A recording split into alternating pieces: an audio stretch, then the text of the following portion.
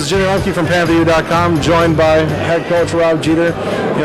Let's jump right into it. Obviously, this season we're jumping in, changing gears. With Jordan coming in as the point guard, you're kind of changing the pace a whole lot. Could you talk a little bit about that? Well, I think changing gears is exactly that. He's fast. He can really advance the ball up the floor quickly. So as a coach, what we try to do is try to use the strengths of our players and try to put them in the best position to have success. Obviously, he's a young man that can move the ball up the floor quickly, so we have to get up the floor quickly with him. So we're going to allow him to do that. We're going to try to get up the court and play faster. Does that mean quick shots? That does not mean that. But if we can get good shots early and score in transition, that takes a lot of pressure off of our half-court offense and our half-court defense. Obviously, we're coming into this year. You head down to media day and find that the media and coaches have voted the team sixth place. Right. Is that to you kind of a sign of disrespect or a sign that people just don't know about us? Well, we have some unknowns. And if you look at the three young men that we graduated out, they were significant players for us. And no one knows about some of the guys that we have coming in. But I think if you look at it on a bigger picture, you really look at the top three teams that were picked. They're very talented. And I think if you look at the next three teams that were picked, 4, 5, and 6, I think those teams are pretty talented too. I even think you can go as far down to 7. All of us are talented. If you look at the Horizon League All-League team, all those guys are back. And there's guys on that team that are on the 7th, 8th team that was picked. So what does that mean? We have a lot of teams that are very good. So on any given night, that 6th or 7th place team predicted can beat the 1 or 2. So a lot like last year. It's just we have a lot of teams that are very good. And if you had to look at teams based on what's returning, Horizon League team, obviously some teams will kind of move to the top, but the games still have to be played, and that's what's exciting about basketball. I noticed on Tuesday that some of our guys are having trouble getting back on transition defense. We're getting a lot of easy buckets. I mean, is that more of a product of the offense just being that good, that fast, or is transition defense kind of lagging behind as we head into the season? Well, you talk about an inter-squad scrimmage. Yeah. And, I played, and not a lot of defense is usually played in an inter-squad scrimmage. Okay. Everyone knows each other. It's like playing pickup, in a sense.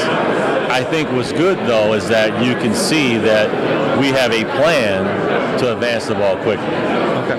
I do know that once we get our group together on the same page, now there's a focus on trying to stop or prevent that other team.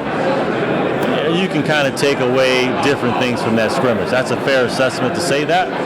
But I look at it the other way and say, okay, part of our plan is to get the ball up the floor quickly.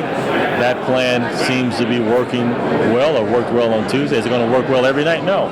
But it's kind of how you want to look at it. For me as a coach, I wasn't as discouraged about that. I was more encouraged about how we took care of the ball. Okay.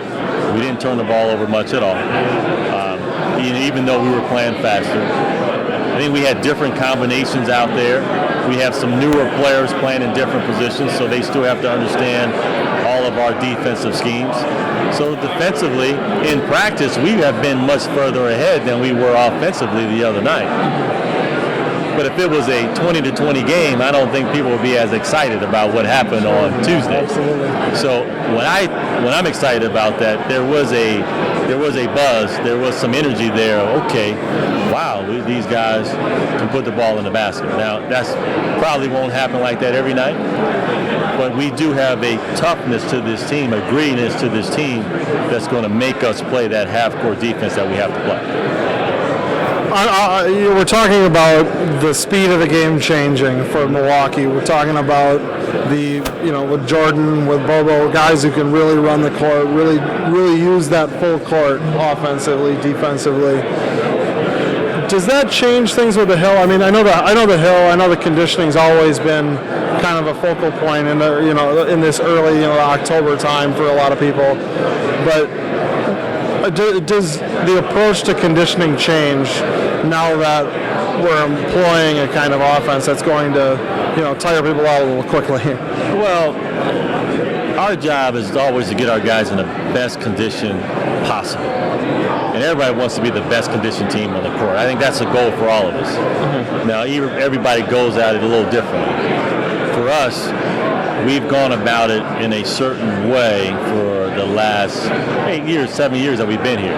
I think this year we've taken a look at how we've done things and made some changes to that to just get us in better condition.